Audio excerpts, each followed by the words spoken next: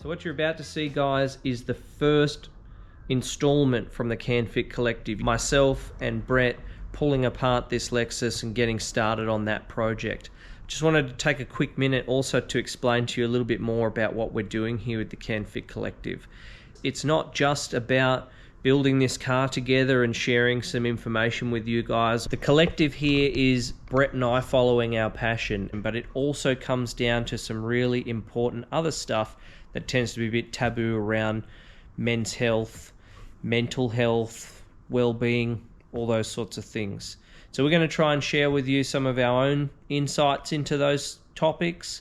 We're going to try and share with you people's stories, other people's stories, bring people into the fold. That's why it's a collective. We want you to come with us on this journey, to join the collective. If you know anyone that you think is going to benefit from being a part of this community, get them involved. Like our stuff, share our stuff. Most importantly, send it to people that you care about, because we hope, our aim is to get conversations going between blokes. You know, it could be a health thing. I'm a big advocate for skin check champions and beard season at the moment being winter. The skin check champions all started off the back of a bunch of mates who lost a friend too young, and that was because he didn't get a skin check early enough. So there in itself is one health problem that's constantly overlooked, that doesn't get enough airtime, that people may not necessarily consider, because we're all invincible until we're not. We're all bulletproof until we're not. We might have underlying health conditions we got no idea about, because as blokes we don't go to the doctor, we don't get these stuff checked out. It starts with us.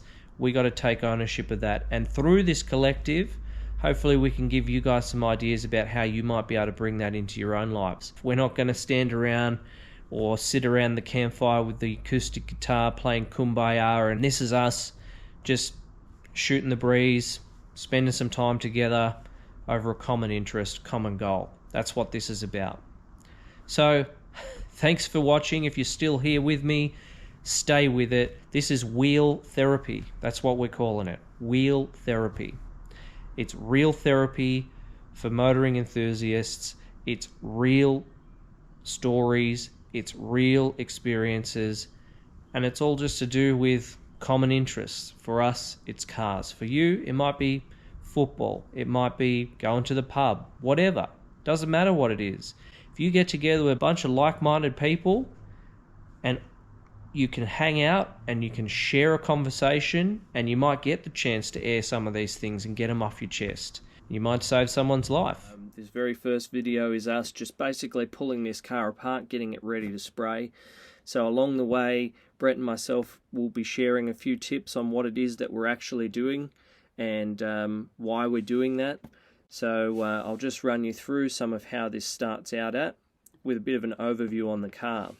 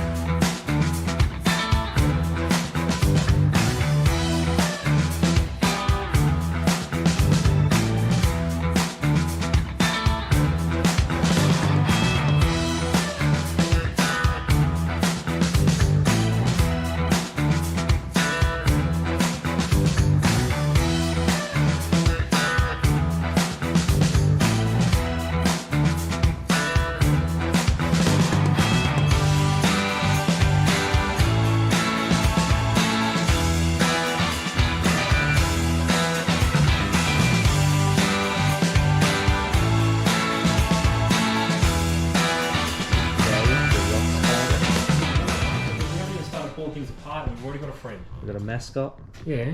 I wonder how many eggs are going to be in that one. Oh, he's moving. Probably gonna fucking bite you soon. Probably. We'll just leave him for now. But Zach just asked me the question on where we're going to start. So if you have a look at what's going on, so we've got, oh yuck, we've got our dodgy door rubbers. Everything is super gross, as you could imagine, with a car that's been sitting for, well, how long? 20 years? Not quite that long, but Not quite that long. quite a while. Long enough. 2014, we think. Something like that.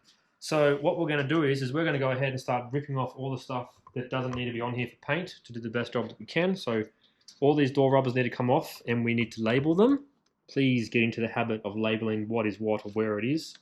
Also get into a habit of getting a box, a bigger box if you can, and start putting screws and stuff in holes and labeling them and so on and so forth, and work out what you want to paint and what you don't want to paint. And basically we're going to go ahead and start stripping this thing back. Take door molds off, we're going to take door trims off, we're going to take lights out, take bumper bars off, we're going to take all these trims off because all inside of this boot and all these boot hinges and everything need to be painted. So guess what? It's all got to go. All of it. Every single bit of it. And then we just have to find somewhere to put it. I was not expecting to find fresh screws in here though. I'm guessing you have something to do with that. Yeah, that's part of getting it running. Ah, okay. Those belong in this trim here. Ah, so more stuff has got to come out. Mm-hmm. So that's exactly where we're going to start. Oh, we've got some mortar here, rubber, all these rubbers, all this stuff, badges, everything. We have holes. Okay. One right there. So we will have to weld up. Oh yeah, we have 2 holes. That's 2. How many? How many? Maybe a few. I don't know yet. Let's have a look. I reckon we're going to have maybe 5. Is he going to fight me now? Looks like we need to get a pry tool on that. Screwdriver? Something.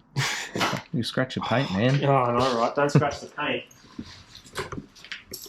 Right, so the verdict here, guys, is there is a total of 1, 2, 3, 4, 5, 6, 7 locating holes for that badge on old Lex Luthor. Yeah, I lost a bet. You definitely did. And then we had 1, 2, 3 for the central badge with a locator. So you said 4? Yeah, no, I said 5. You said 5. I didn't actually vote, but I said 8, so I guess we were both wrong. I guess we were both wrong. Yeah. Anyway, we're going to get stuck into this, guys, so enjoy some time-lapse footage, and we'll be back.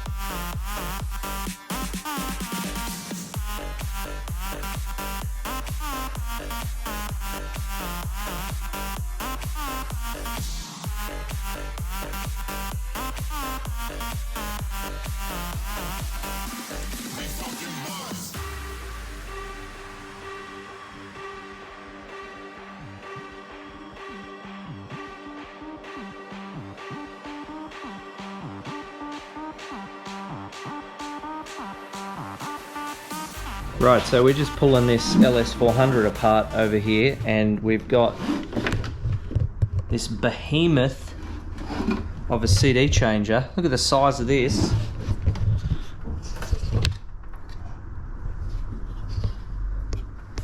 This part here folds open and it literally holds 6 discs. Friggin' enormous. We also realised in the process of pulling that out, Brett's just here pulling this rear bar off.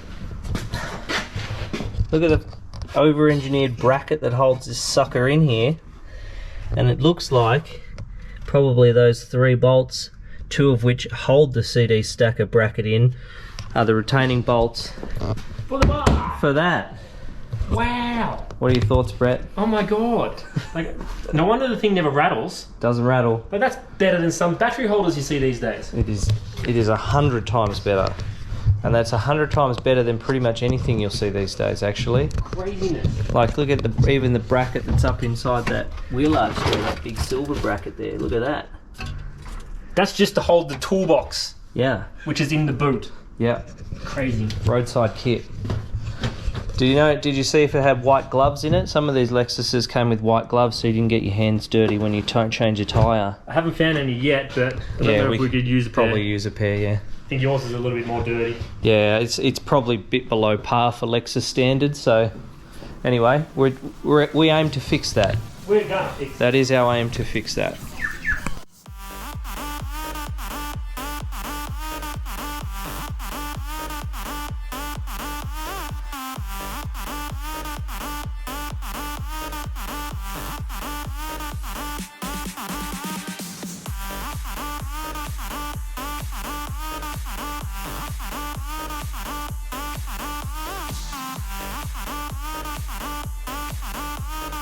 Alright, so we are at the end of what we're going to call day one with this project now. Yes. We got it pretty well stripped down in the back section. Back half done. Back half's looking good. Zach got this door trim pulled apart. Got the seats out of it. Got the door molds off the outside of the car. We've got the rear bar off with the tail lights out. We've got all the badges off. We've got the boot lid disassembled. Got all the 1990 hardware out of the boot. Yep. From the toolbox to the 6-deck CD changer. Yep. And that's basically where we're going to call it. Yeah, that's where we're calling it for today. And the antenna. And the antenna. Important component. But yeah, you can see, guys, like the level of grime in this car, like underneath all these different spots. Just dusty, dirty grime everywhere. Like, if this were, we were saying before, if this were any sort of older car, just would have been rust everywhere. Rust everywhere. It would have been rust everywhere. We're fortunate in the build quality of this car is obviously a lot improved over stuff we had here locally in the 70s, which is like this guy, rusty AF. Yeah.